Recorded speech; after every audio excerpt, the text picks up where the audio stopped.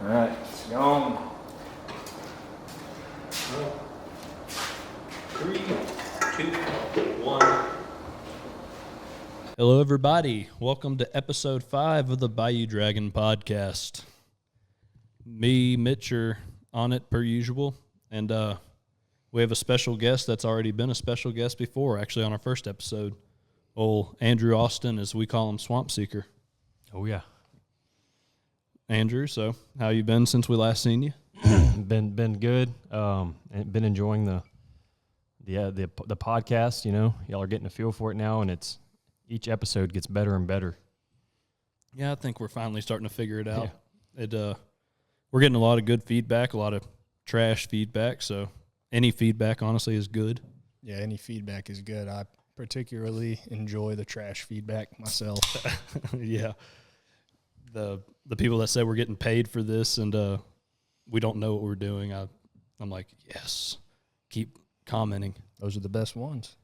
But I wanted to start out today with, so a lot of people, hopefully y'all follow Andrew, a lot don't. He is a herpetologist and animal wildlife biologist and a bunch of other different acronyms underneath his name. But I was very curious, Andrew, on you were in Belize, stationed in Belize for school or work or whatever it was for quite some time. I just kind of wanted to pick your brain on that first. You can say where you were and whatnot. Yeah. I worked with alligators and crocodiles here in Southeast Texas. Grew up in the bayou catching alligators and stuff, and I really liked working with that group of animals. You know, they're so significant culturally in many areas of the world. They people eat them. Here in Southeast Texas, people like to hunt them and eat them. And I've just always been really interested in alligators and crocodiles. But I never worked with any crocodiles in the wild until I went to Belize. I did an internship there when I was 20 years old, about 6 years ago. And flew down there. Never really been out of the country. I went to Mexico once to deer hunt, but that didn't really count. I just went right across the border. But went way down south of the border into Belize, which is just south of Mexico, tiny little country, and linked up with the Crocodile Research Coalition. They do work down there. They go out and they do population surveys. They go out and catch crocodiles, the Morlet's crocodiles and the American crocodiles, two different species down there. And man, it was badass. Found myself that first night, shining for crocs, and it felt like home. It felt like the bayou, but then you get close, you see this crocodile is like bright yellow. There's different sounds out there in those swamps, and just smells different. It's just, I don't know, it's so cool, man. It was badass. I don't think people really truly understand the difference between alligators and crocodiles. How much more aggressive crocodiles are than alligators. Yeah.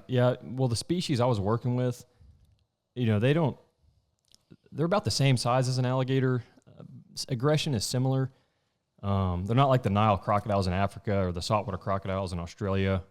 They were pretty familiar to me. When you actually catch them, we did use hook and line. Casting out, snagging them, bringing them into the boat, taking measurements on them, and putting pit tags on them for long-term monitoring. I guess the main ways to tell the difference between the alligators and the crocodiles is the head shape. Alligators have the big rounded jaws, and crocodiles have more of the V-shaped jaw, and the color's different, and behavior's different too. But when you're out there catching them, a lot of it's the same, That where were you in Belize? I was in the Chickabul Forest Reserve. It's a big wildlife area, really remote, most remote place I've been in the world. And those crocodiles hadn't seen people ever. So that a lot of times we would just roll up on them. We didn't even have to use a rod and reel. We just roll up on them, we'd use a lasso on a catch pole and just rope them up, drag them into the boat, tape their jaws, and collect data and then release them. And that was one place in the world where you get the sense that there's just no human presence at all, except maybe some native people, but it was a wild place. When you say collect data, what kind of data are y'all collecting on these things? We take measurements, the overall length of the animal, the mass, head length, head width, some basic, we call it morphometric data, just several different measurements just to kind of track their growth rate over time. If we catch them again, we can, since they'll have a pit tag, we can ID that animal and see if they're growing well and if they're healthy. That's kind of the basic stuff in wildlife studies is kind of long-term monitoring. You know, you pit tag them and recapture them, and it can tell you a lot about the health of that resource, whatever you're studying. Waterfowl are the same way. They put trackers on waterfowl and catch them over and over again, and or hunters bring them in after they harvest them, and that gives you a lot of good information on the health of that species or that resource that you're studying. So yeah, same way they study waterfowl, they do a lot of the same things that they to study crocodiles. Did you deal with a lot of the natives? I did not, but where we were at, we were camping out in these camps way deep in the jungle, and those camps were established to protect scarlet macaws, those big red parrots you see in pet stores. Oh yeah. We're really close to the Guatemala border, and Guatemalans would cross the border and they'll climb these trees that are like these big mahoganies. They were like freaking 200 feet tall, big old growth trees, and they would climb up. You can see where their marks on the trees where they were using these cleats to climb up them, and they would steal the chicks and sell them in the pet trade. So these Belizean rangers go out there and they guard the nest they all had shotguns on them, and they get into altercations. And Guatemalans are usually carrying like a 22 or something, and it's not real serious violence, but I mean there is some stuff down there. And it was, we were sleeping in hammocks, and there's a jaguar roaming around. You don't know, poachers are going to come into camp. It felt different than here in Texas for sure. Yeah, I'd shit my pants if a jaguar just woke up next to me in a hammock. Right, and yeah. I mean, have you ever got in a hammock with anyone? Don't get in one with your family members. Right. For sure. You'd be a lot closer. Cousins, for sure. So when you sex a crocodile, is it the same way as sexing an alligator? Yeah. You just stick your finger up in there. There's something there. It's a male. If there's nothing there, it's a female. So pretty simple. You have to explain. I mean, you insert your finger into what? The cloaca. The cloaca. With birds and crocodiles are very close relatives. A crocodile is a closer relative to a bird than it is to a snake. So they have what we call a cloaca. That's the do-it-all hole. That's where the reproductive parts are. That's where they shit, they piss. Everything comes out this one hole. And yeah, you just shove your finger up in there and smell it. Yeah, it'll smell too good. If there's something there, yeah, you know. Well, I sexed a couple of alligators when we were helping Sarge catch some, and you say smell it, but like it smelled like my hand. Like I wasn't like smelling my hand or nothing, but it smelled kind of chalky to me. Like I don't know, I got like a chalky smell from it. It must have been an old ass alligator. It could have been old dusty ass. I've never smelled a chalky smell. That's what I was smelling it unintentionally, right. Smelling that odor. I bet you put a dip in with the same hand. Yeah, it might have happened. While you were down there, Andrew, did you? Because I know you're very horny for snakes, and was there anything new you got to see snake wise? Were they venomous? Not venomous? I mean, yeah, I saw some snakes. You'd be surprised. The most snakes I ever see are here in Jefferson and Chambers County, Southeast Texas. Anywhere I've been in the U.S. or down in Central America, the snake density here is so high. Like, there are places in Chambers County around Anahuac where I can cruise down one road at the right time of year, find 40 snakes of 12 species. I only found 6 snakes in Belize. And anything new, or were they They were all new. There are species down there that range into Texas. I saw a speckled racer, which ranges into South Texas, which was kind of cool. They have indigo snakes down there. They call them crebos, and they're a different species, but pretty much the same. I saw a fertilance, which kills more people than any other snake in South America. Highly venomous. It's like a cottonmouth on steroids. It gets 7 feet long. Big pit viper. Damn. Yeah, it was cool. It was, but I was surprised by how rare snakes were. Like, I thought I was going to be finding all kinds of snakes, but there weren't that many. That's interesting. Yeah. I knew you'd be looking. I was looking. Regardless. Yeah. Did you do any extracurricular activities while you're down there? Like, did you get to do any kind of bird hunting or, anything like that? I drank a lot in the free time. They have some cool bars down there? Yeah, so I spent, I was only down there for about 2 weeks. I spent almost a full week in the forest, really remote. It was weird down there. Like, we're driving in from this town called San Ignacio. It's in like central Belize, going south, and we went to this pine land. It looked like East Texas, pine trees, grasses, white-tailed deer running around. It's like back in East Texas. There's ocellated turkeys running around, which are a pretty cool bird. I know in Mexico they hunt them. I don't know if hunting in Belize is different. They don't really have a good sustainable use program yet for hunting and farming wildlife. But it was really strange. Then we're driving like 2 or 3 hours through pine forest, seeing white-tailed deer, and then we get to the Macaw River, and right on the other side is like the Amazon, like broadleaf rainforest. These big mammals called tapirs. They look like a rhinoceros, but a smaller version. There was monkeys out there, like macaws. It was like a totally different area, but it was split by one river. It was like really, really strange for me. Yeah, I'm still pissed due to COVID and the last hurricane. I was supposed to go down to the Amazon. Me and Doug and a couple other guys had a trip, paid in full, peacock bass fishing trip, and we're going to stay on those floating bungalows or barges or whatever and just go for 7 days down the Amazon and just peacock bass fish every day. And I even got the baits and all kinds of shit still that they sent beforehand, and then COVID hit and had to cancel it. But I was looking really forward to being down there and seeing that kind of shit. That sucks, man. That's a trip of a lifetime. We have some badass hunting and fishing here in the United States, North America, but you never get as wild here because we came here, we settled it, we settled the land, we farm the land, we manage our resources very intensively. We have a very sustainable program here. The North American model of conservation is a consumptive use where we can hunt game very sustainably, but man, when you go down to the Amazon, those are areas that are untouched by man. Just the wild, pristine condition, Yeah, shit's getting ranchy down there. Yes, yeah. You were definitely in your element there for sure. Oh, yeah, in Belize, yeah. I was, and I went back a couple of years later, did some more croc work, and I'm good friends with those people, and so I kind of just go down whenever and volunteer and go down and catch crocodiles, and it was kind of cool because they're very good at catching crocodiles down there. But I come from a hunting and fishing background, and I provided a lot of expertise on catching an alligator or catching a crocodile with a rod and reel. It's a very crafty thing you got to do. It's like you can pick the biggest fish in the sea that people fish for, and this is even harder. Like it's very hard to snag and catch a crocodile and reel it all the way in. But my hunting and fishing background came in handy, which was kind of cool. Yeah, I've seen you in your element before. That time we went out to Sour Lake with Sarge and went frogging. Remember, we're neck deep in that big pond. I have no clue where we were, but Andrew was just tickled pink the whole time, just neck deep in water.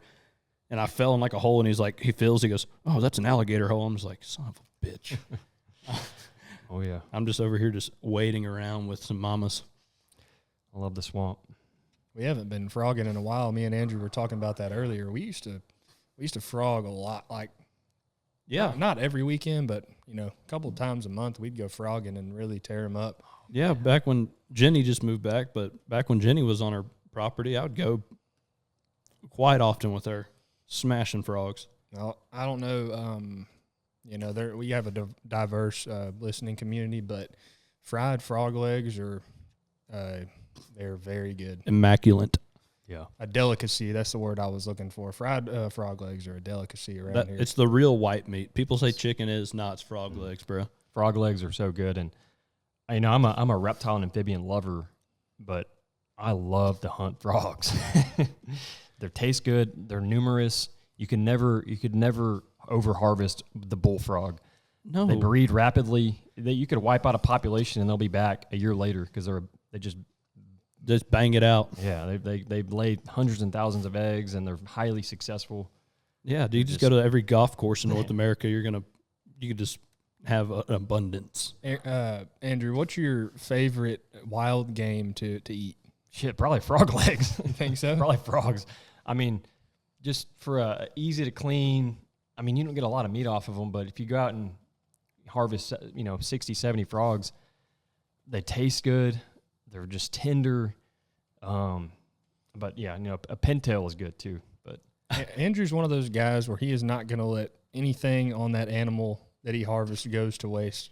Oh, he'll eat everything, I mean, penis and all. You've eaten venison heart, correct? Oh yeah, I love heart. Oh, I would never never- waste another You've heart. never had? No, I'm remembering a photo I saw of Andrew holding a heart up of a venison, and I just thought it was funny. Oh, that's But fantastic. I've never eaten the heart of a venison, Oh, dude, the a whitetail. the That venison. photo, man, I wish I could find it. Do you That have is it? Somewhere in my Snapchat stories. I'll or put it something, up in the video. Just I'll let it come up. This venison. That's what we need to start doing on this. We're gonna, as we get better at this, we're telling stories and talking about old times or whatever the hell we're talking about. We'll have, something to just kind of prove our point. We have most of the things we talk about. We have photo documentation to back it up. Or video documentation, what's even better. Right. Back on how you love reptiles, amphibians. I imagine you have not, but out of all the species in North America, do you think you've caught at least a dent of all of them? Not really. We got a lot of species. Even Texas, I haven't really put a dent. We got around 80 species of snakes right here in Texas because Texas is so big. And you start on one side of Texas, you start in the pine forest, swamps, you go west, you hit the hill country, and then you get out all the way to the desert. And then we got the coastal marshes. Then you have tundra. Yeah, pretty much. You get high, there's some high elevation stuff out in the Davis Mountains where it's influenced by elevation. It's not. I wouldn't call it proper tundra, but it's definitely influenced by a higher elevation. We call them sky islands out there because it's like an island in the desert of just cooler, wetter. There's unique reptiles and amphibians up there, rock rattlesnakes and stuff out in the Chihuahuan Desert. But in southeast Texas, I've caught most of the snakes. The one I have left is the pygmy rattlesnake. It's a really hard snake to find. A couple other odds and ends, but we have about 30 species in Jefferson County, and I've caught most of them at this point.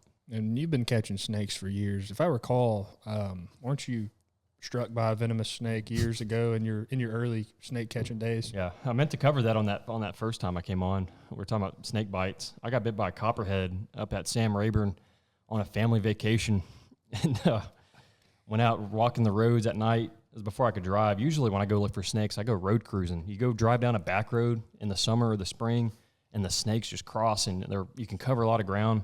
It's the most efficient way to catch a lot of snakes. But back then I was walking the roads and found this copperhead, and got my pictures and everything, and went to move it off. Bit me on the pointer finger, and that was, just a copperhead. Copperheads, they're a pretty mild snake, venom-wise, and I wasn't freaking out. My best friend Dylan, he was kind of jacked up about it. He didn't really know what to think, but as we were walking out of there, right after I got bit, I was kind of flustered about it. A game warden pulled up, and you're not allowed to hunt snakes from a roadway in Texas. It's illegal because it's considered hunting from a roadway, which is kind of dumb. They do that because, they don't want people hunting deer and game species, but snakes, it's dumb, whatever. A game warden pulled up, so I had been bit at this point, and he's like, what are you boys doing or whatever? It's like, oh, we're just hiking around, and I'm like freaking out because I got bit by a copperhead, and I ended up not telling him. I probably should have because it ended up taking an hour to walk back, and by the time I got to the hospital, I'd been 3 or 4 hours.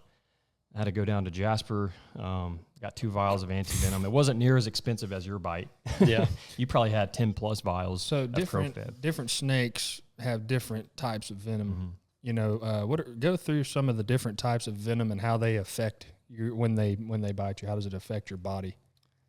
So I would say local snakes. Yeah, right. You don't have to go into everything. Right. So here in southeast Texas, we have rattlesnakes. We have western diamondbacks on the beach, mainly in Galveston. They're really dense there. There's more rattlesnakes there than anywhere else I've seen. But we have western diamondbacks. We have pygmy rattlesnakes, timber rattlesnakes, copperheads, cottonmouths. Those are our pit vipers, and they have hemotoxins that mainly rots flesh. You can lose a finger. If you get bit on the finger, you can easily lose a finger just from the rot. It's called necrosis.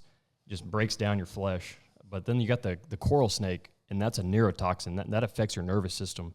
So all sorts of stuff can start shutting down. You can stop breathing, and the coral snake bite is a bad bite, but they don't typically bite very many people because they're really shy. They don't really come up. They're very they spend most of their time underground, and they're kind of hard to come by, and they're not typically typically they're not very aggressive, and so bites are rare and deaths are very rare. But if you get bit by one, you might have some complications with your nervous system and your respiratory system.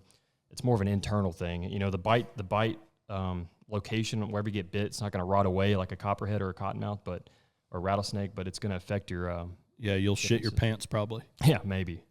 But they don't even make the antivenom for coral snakes because the bites are so rare.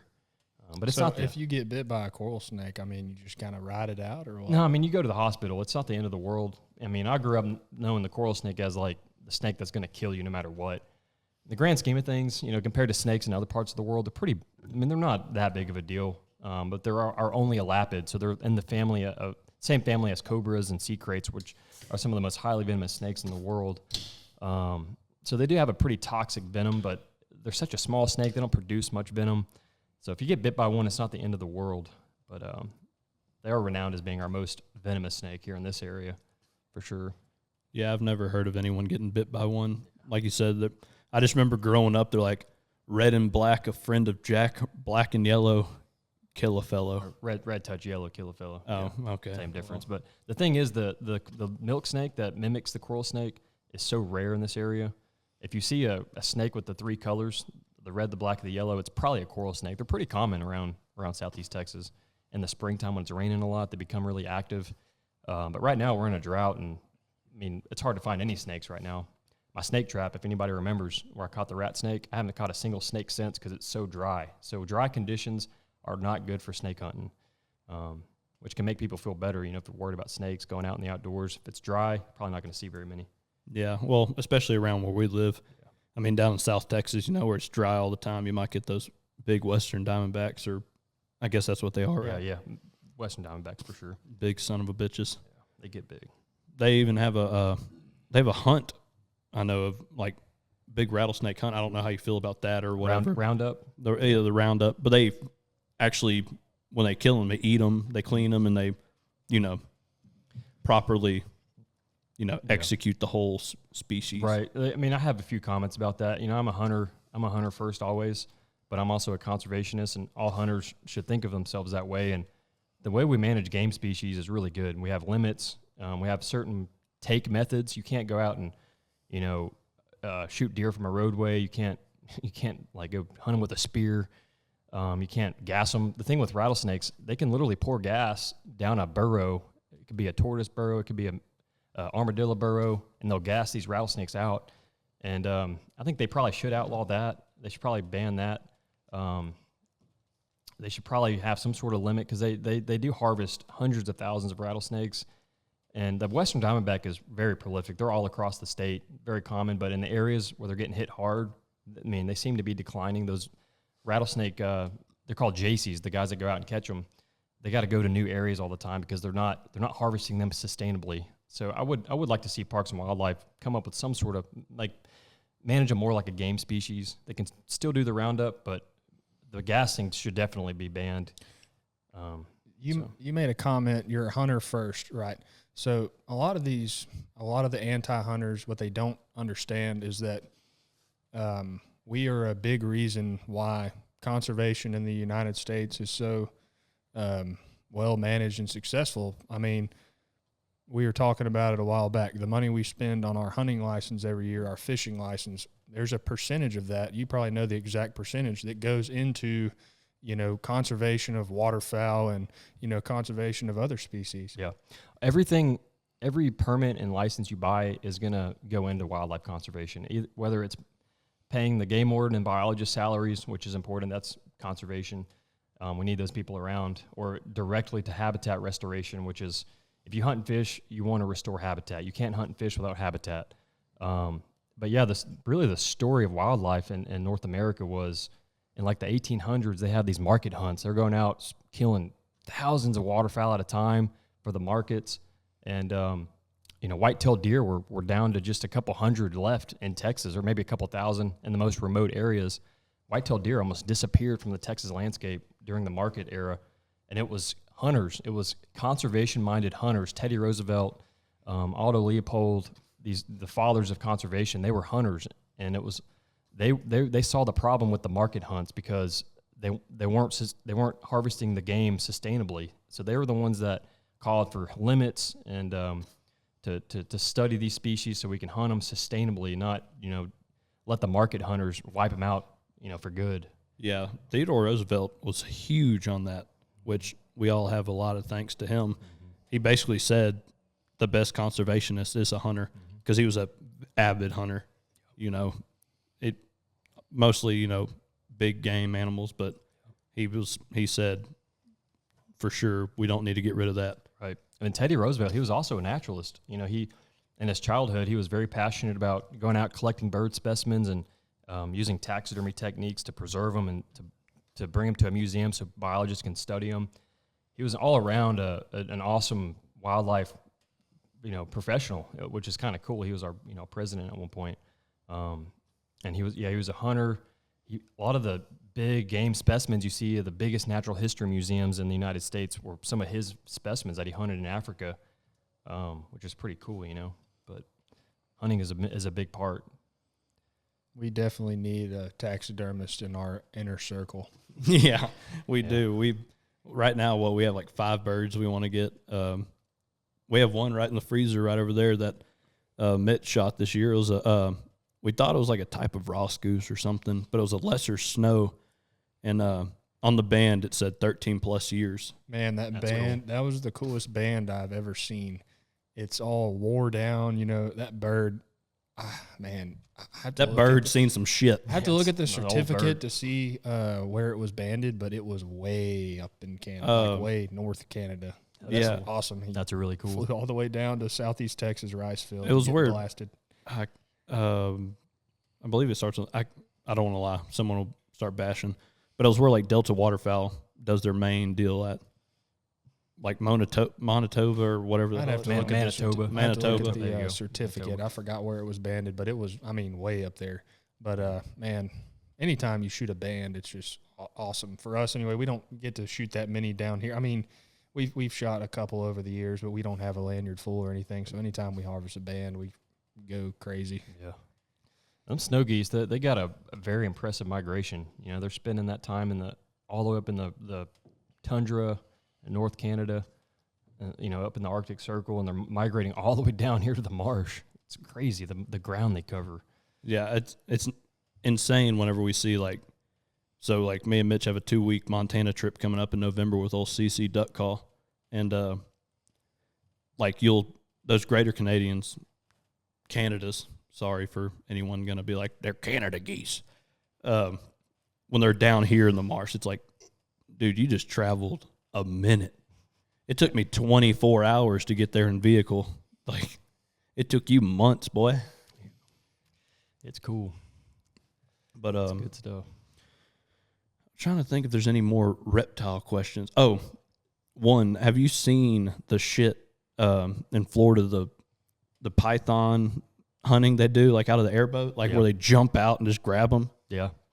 Yeah, I've been down there, and I found one dead on the road. I didn't get one alive. I want to go back and find one. But, the Burmese pythons are a big issue down there. One of the biggest problems in conservation right now is invasive species, not just animals, but plants, too. Here in southeast Texas, we have tallow trees just taking over marshes and prairies. But in Florida, they got the Burmese python, which is, eating native waterfowl. It's eating native reptiles and amphibians and alligators. And, this is an animal that's adapted to, Southeast Asia, and they thrive in the Everglades. So they came up with a hunting program, a management program to get people out there to hunt them and try to control them. But the thing that sucks is they're never going to get rid of them. But it's kind of like hogs here in Texas. We're never going to get rid of them, but each hog you kill is a good thing, because it's going to save however many native species. They're just, these ecosystems, they form under very specific conditions, and when a new species comes in, everything's like, what the hell is this? We don't know how to deal with this shit, Yep.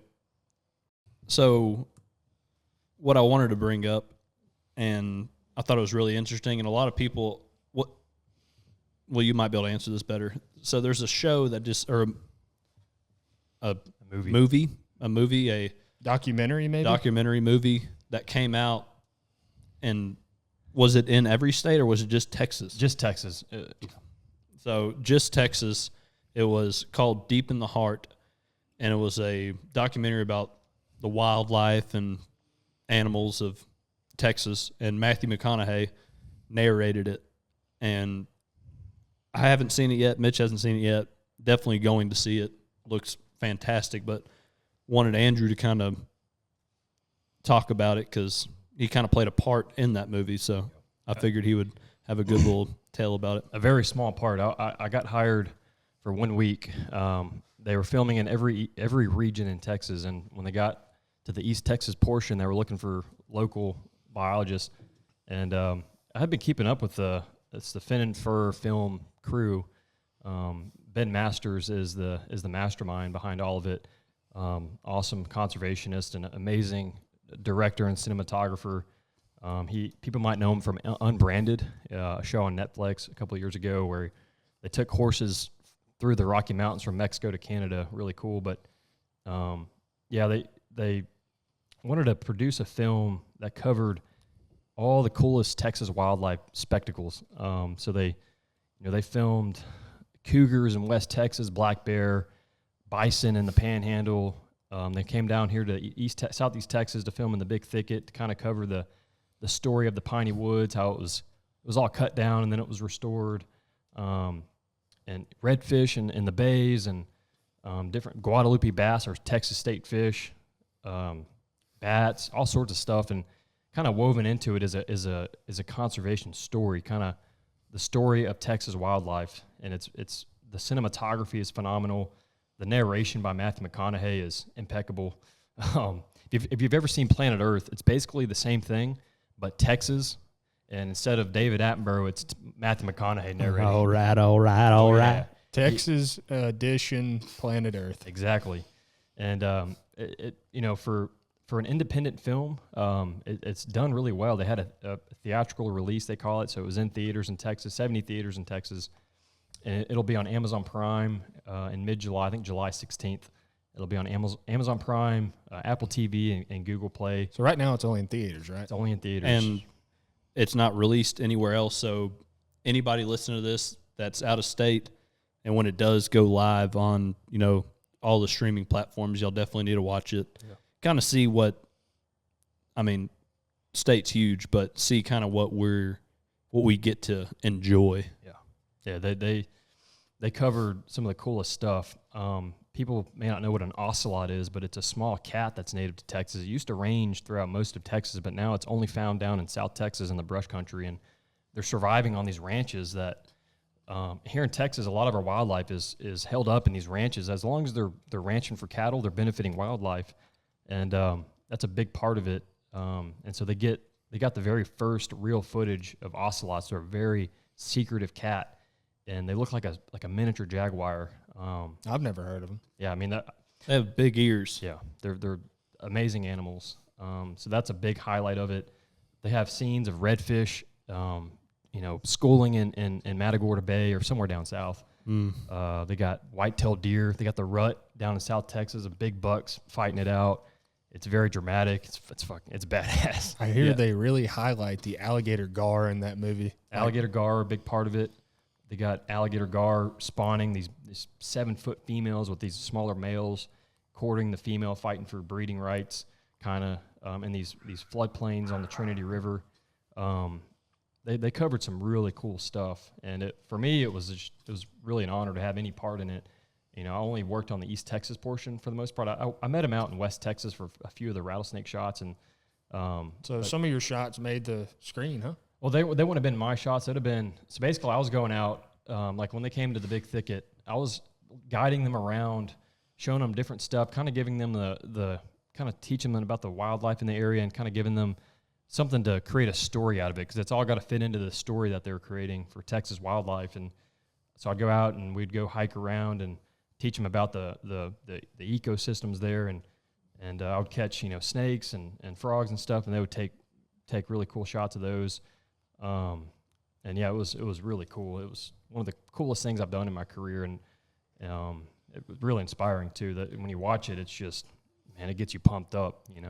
I know the answer, but I know there's gonna be people that are wondering Did you meet Matthew McConaughey? Did not meet Matthew McConaughey. I went to a private screening in Austin, and I figured he would be there, but he wasn't there.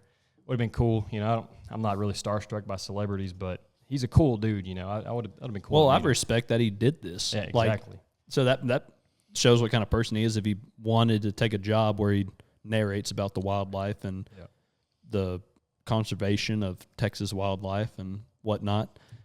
I know someone's gonna be like, did he meet Matthew McConaughey? Did they talk about hunting at all of any species? Yeah, so when they start out with bison and kind of going into the story of wildlife, kind of what I covered earlier, how it started out with the market hunts, wiped out bison and other waterfowl and other white-tailed deer, all these different species, and it was in the movie they describe them as conservation-minded sportsmen, were the ones that called for conservation measures to be put in place, and that's what brought the white-tailed deer back from a couple thousand to now 5 million white-tailed deer in the state of Texas. A huge conservation success story for hunters. That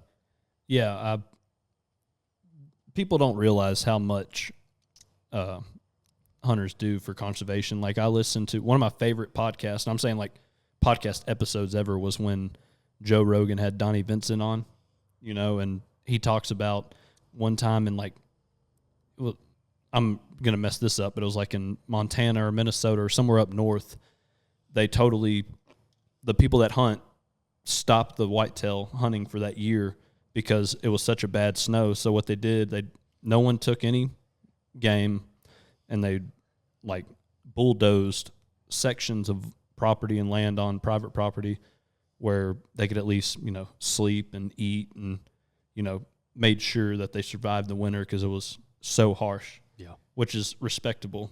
Like, that we would give up the one thing that we love looking forward to every year. It's like, well, I'd rather do this the rest of my life than this one season. Yeah. So I get that. And that's kind of the same way with Texas Parks and Wildlife. Every few years we'll adjust a duck hunt limit. It's like the pintail limit, you know. That is on a federal level, but yeah, same thing. Yeah. You're definitely the man to know. I just know when it gets the pintail levels too, I mean, there has to be a valid reason why. Right. For us, like, we've had multiple hunts where it's the first thing in the morning. You have, say, 4 people in the blind. You're done. First flock of birds comes in. Okay, well, we can't shoot no more pintails. I thought pintail limit was 1 now, isn't it? Yeah. Well, no, that's what I'm saying. We shoot 4 pintails in the first wave. And, well, I mean, hell, that one Carter hunt, we had to wait like for 5 or 6 flocks before we even got anything else. It was pintail. We shot them all. And it was like. At what point do they start? So pintail, when we first started hunting, we could harvest 2, and now it's 1. So at one point, they'd be like, okay, now we can shoot 2 again. Are they monitoring the population, pretty closely? Yeah, they have really good data on waterfowl. They have nesting data. They have data from hunters, from the banding that they do. And they look at this data over long-term trends, and they can see roughly what the population is like. The thing about doing wildlife research is you're never going to get an exact estimate. You got to use these methods to get to look at trends over time, and that's what they go off of. So, when you see there's a bunch of pintail in the marsh, that doesn't necessarily mean that pintail are really abundant. It's not, because that's not an overall trend. It's just, you had one experience. Yeah, well, we have a central fly zone down here, and where we are at is basically, honestly, the last spot before they hit Mexico and are chilling on a beach drinking margaritas and whatnot, having Ray-Bans on. But, I mean, they make it all the way from north to south, and then they kind of coagulate right here because we have such a heavy feeding ground with all the rice and all the marsh grass and shit like that. So, I mean, I can see why we, see a lot more than. Talking about the migration, I was actually listening to, I don't know, it was a clip or something. There was this guy, he travels all over the country and waterfowl hunts, and he was saying that waterfowl hunters in the South are better hunters because they have to be. When you're hunting birds up north, the further north you go, the less they've seen. As they migrate, you got to start, being more creative with the way you lay out your spread. Definitely have to be concealed. It's just you have to be a better hunter hunting in the South. Well, and you can see that with just the birds in general. Look at the birds whenever we get to start shooting them in November or whatever. Like most of them look beat to shit because they've traveled 3,500 miles. Whenever someone in Montana, they traveled 400, Yeah. They do that. They'll do that in a day. They're getting a PhD in hunter avoidance on their migration. By the time they get to us, they definitely know what not every time, but they're like, oh, that's a decoy. That's a mojo. By the end of the season, we won't even put out a mojo. Yeah. That's just the flare zone. Yeah. It's interesting. So you played a big part. I know you didn't get put in there, but what kind of snakes from around here, like cottonmouth or anything like that? They had, so a lot of the footage I helped with didn't actually make it in.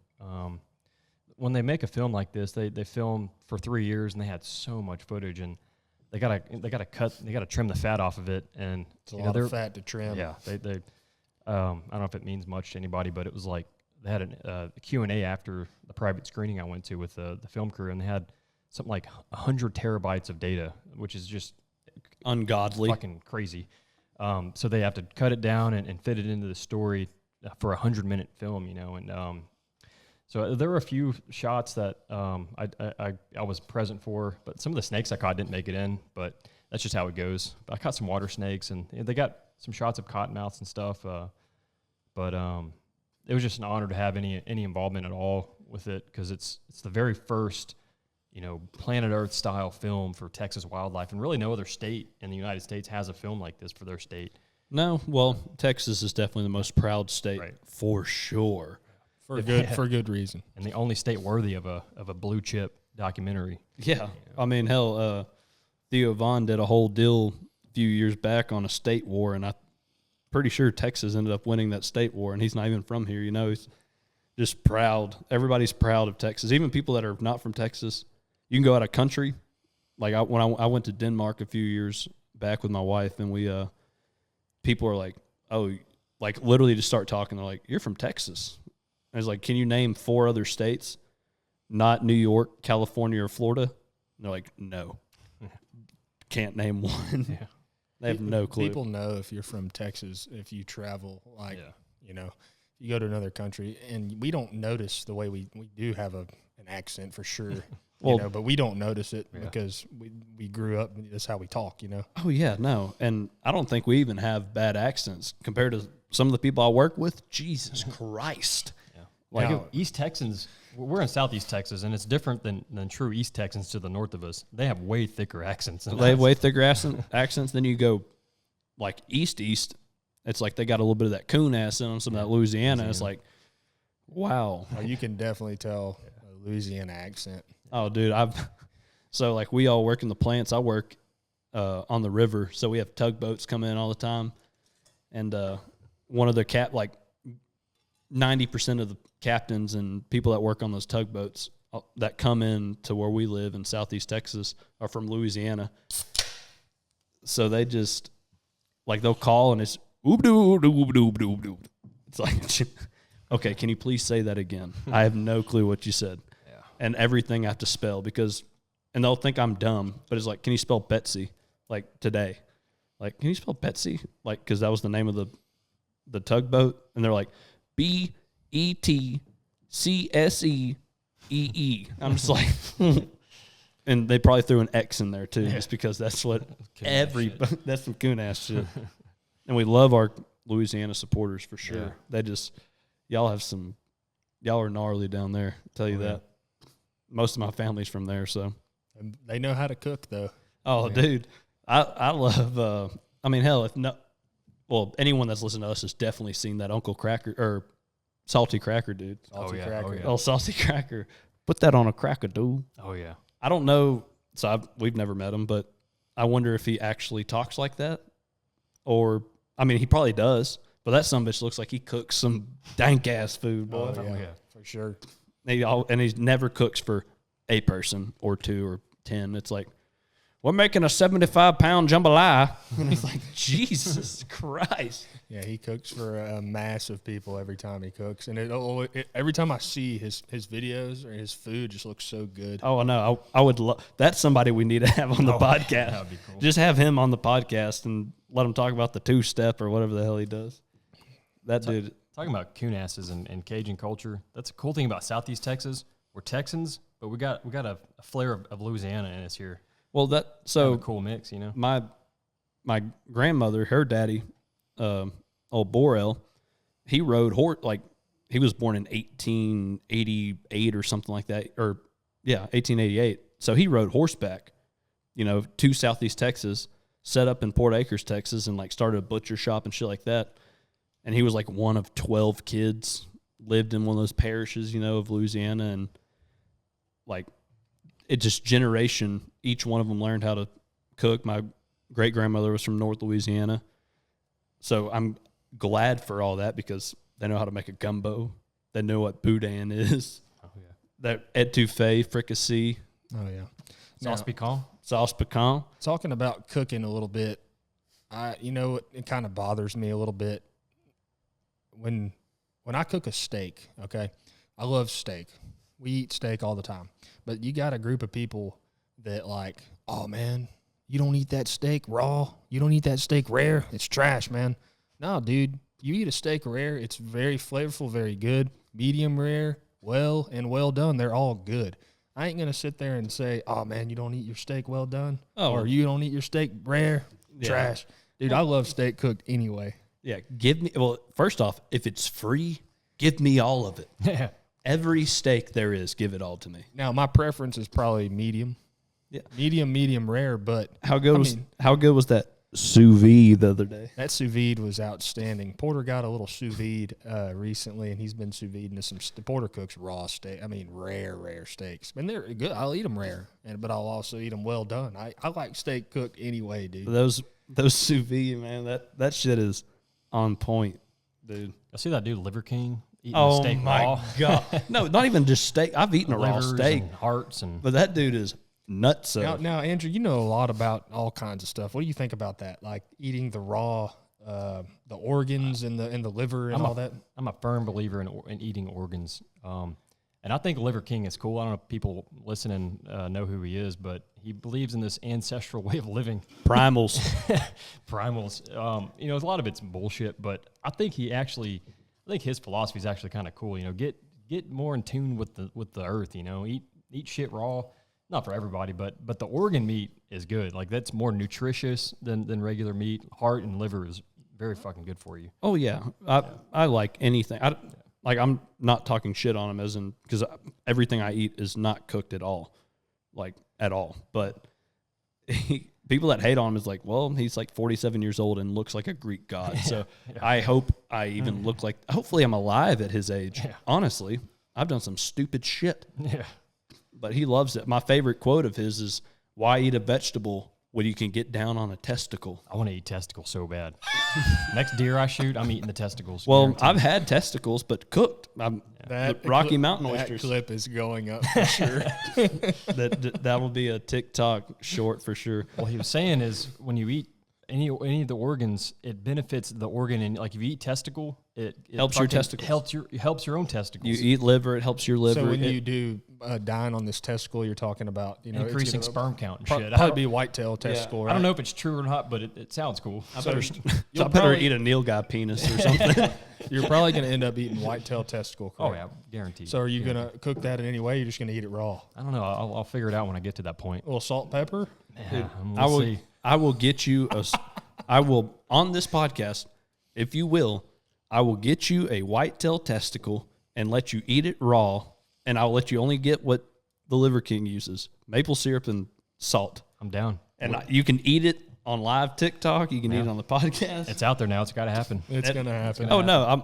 I will get a testicle from somewhere. If I don't shoot a deer, I got buddies that do management. Yeah. Like I was talking to a buddy of mine this past week, and they're on this big ranch, and they have to take off like 50 doe, a year. And then they have to take off like 12 or 14 bucks. And I'll be like, hey, this is a weird, look, I don't want any of the meat. just take the nuts off the biggest buck you got. Hey, if you don't mind, toss a couple of those testicles off to the side for me. Yeah, I just want to see. I mean, I've eaten cow testicle, or calf testicle, and old Rocky Mountain oysters, and they're fantastic. But I know Liver King would be disappointed right now as I smoke this dart. No, it's fine. No, this ain't the ancestral way right here. Hey, they used to smoke that green, boy. Yeah. But that dude is wild. There's so many of these content creators and influencers that are just, dude, I love watching their shit. Yeah. I mean, that's why they're popular. But like the Liver King, that dude is, I mean, like you said, a lot of the shit he says is bullshit. I mean, he might believe. I don't know if it's bullshit. Well, maybe true. I don't know. No, I'm saying he believes in it. That's all that matters. He doesn't give a shit if anyone. He's fucking committed. Yeah. That's what you got to respect, his commitment. His commitment. He's definitely committed. That's the deal with us. We have haters. I don't give a shit. We're going to keep doing what we do, and we'll keep the haters. He is on a way bigger level, gets people talking shit all the time. Oh, he's got haters. And way bigger scale. Even Rogan was hating on him, which is surprising to me. Yeah. Well, and you know what? And you know what he probably said? Okay. Yeah. Like, who gives a shit? He probably said, okay, Liver King out. Dude, I love that. He went to Africa. He went out with his tribe, and he was out there hunting buffalo and shit. It's fucking awesome. I bet he just ran up and ate the ass of it. Just straight up raw, boy. Took a big bite out of the ass. Just like a hyena. Don't even kill the animal first. Just hey, if you see this Liver King, I would love to have you on this podcast. I just want to just ask you about different random shit you eat. We don't even have to talk about workouts or nothing like that. I just want to see what you'll eat. I'll get the taint off a freaking ostrich, and you can eat it. He'd probably tell you why it's good for you. Yeah, he'd be like, you take the grundle off of an ostrich, you eat it, your hairline just, which I definitely need. Oh, man, that dude walks around barefoot, shirtless. Get the sun on your face. He don't wear sunglasses because he wants his eyes to expose to the UV radiation. Wow. Just like our ancestors. Well, I'm going to keep wearing hook and bullet. We make propositions all the time to each other, like, how much would it cost for you to do this? I made a proposition the other day to Tanner. I said, how much compensation you never get to wear? You have to keep fishing, the same shit you do now, but you never can wear sunglasses ever again your entire life. Dude, you know how hard that would be? Please drop in the comments on the TikTok live right now. I know the people that are watching this on Spotify and YouTube, they don't give a shit. But the people that are tuned in live, drop how much it would cost for you to never wear sunglasses again. You think about it, dude, like, I'm wearing sunglasses every time I'm outside. Dude, I was pissed because I left them at the shop today. We're fulfilling orders. Left the glasses at the house. I was driving home, and I called Delaney. I was like, shit, I forgot my glasses. I got those hook and bullet sunglasses, man. They're freaking prime-ass sunglasses. Go check them out. They are the new upcoming. They are legit. I recommend them to anybody. Good polarization for fishing. Oh, fantastic. It's fantastic. And we know the owner, and I know this is like probably pre-ejaculation, but we are working with him on doing a Bayou Dragon, like, hook and bullet glass. And I am like die-hard Costa. Like, I love Costas. They bring quality apparel and everything. But like these hook and bullets, I put them on. I was like, geez. I wore Costa for years, and then I go through sunglasses like crazy. But I've had these hook and bullets now since we went on that offshore trip, and I still got them. They're great. If y'all don't follow him, Captain Ryan Warhola on TikTok, Instagram, he has a big part of that company, and he's the guy to follow and does a lot of offshore fishing. He actually just got back today from Mississippi. He just did a big, I believe it's like a Bill Fish Championship or something. He said it was really tough fishing. I messaged him, and we'll have him on the podcast here soon. But he said it was just tough fishing. Wasn't a lot of stuff, brought in. If he says it's tough fishing, it's tough fishing. Well, that's some bitch shit. Yeah, him and Robert, they know their shit. I will give them that. I cherish the shit out of Robert, dude. That's a cool dude. Yeah, he hopefully he was wearing a Bayou Dragon hat. We sent him some shit the other day. He just messaged me and was like, dude, that is the dopest hat I've ever seen. I was like, here. Thank you for taking us offshore for 3 days and having a private chef cook for us. Hell yeah. not to go back to the deep in the heart stuff, but part of it they film in the coral reefs in Texas. I didn't know we had coral reefs. The flower gardens. Yeah, they got footage out there. I didn't even know. Yeah, no, that's amazing. That's where we've. I have caught swordfish out there and all kinds of shit, but like that's where that's a hot spot for offshore fishermen for southeast, or basically the coast of Texas. The flower gardens are huge. You go out like from different parts of Texas. It might be different. It might be 80 miles to get there. It might be 110 miles to get there. If you're going from Sabine Pass or Freeport or whatever. But that's from my knowledge, most offshore fishermen are, if they're going out to like say Boom Bang. It's a big rig out there that's 160 miles from us. We always stop at the flower gardens. Yeah. Catch some meat fish or whatever. But we've done some swordfish trolling, and that was super cool. That we literally had pool noodles. I felt like I was catfishing. We threw them out. And we have like a line at 300 foot. We have a line at 400 foot. We have a line at 500 foot. And we have a line at 600 foot. And it's a literal pool noodle. And at about 3 or 4 foot above the hook, you have a glow stick, so whenever you're reeling it up, you can actually see whenever you're getting close. But that was super cool. That was probably the biggest fish I have ever caught. I caught like 100 and that's probably about 150, 160 swordfish.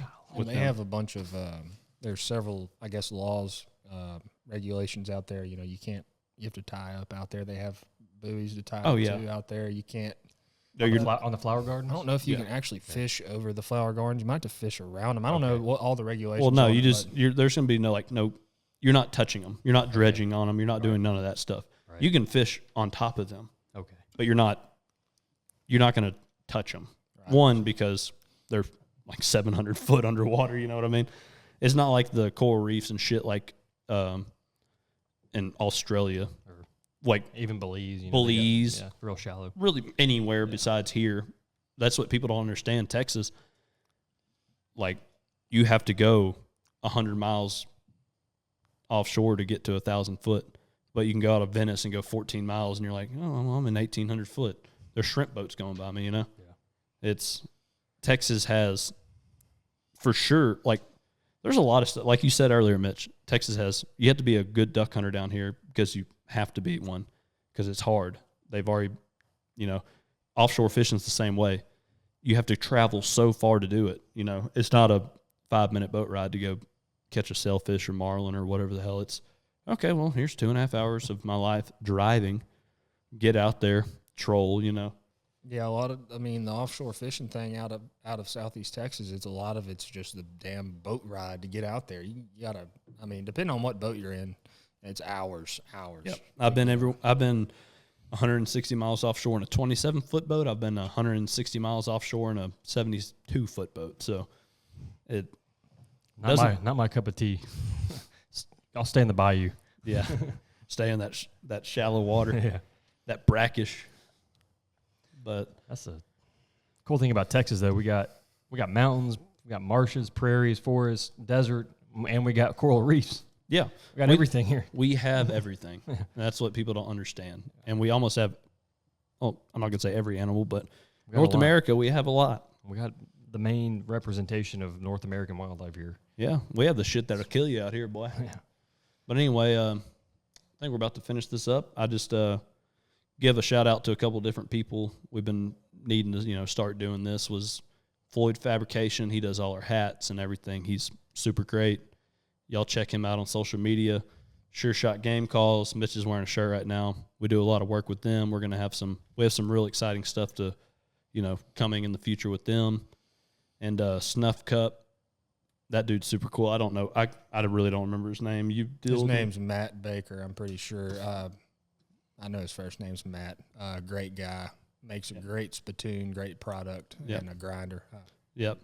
So that's like 3 of our people that we work with, hand on, and we're going to get with more people, but we just appreciate everybody tuning in, and we appreciate y'all listening.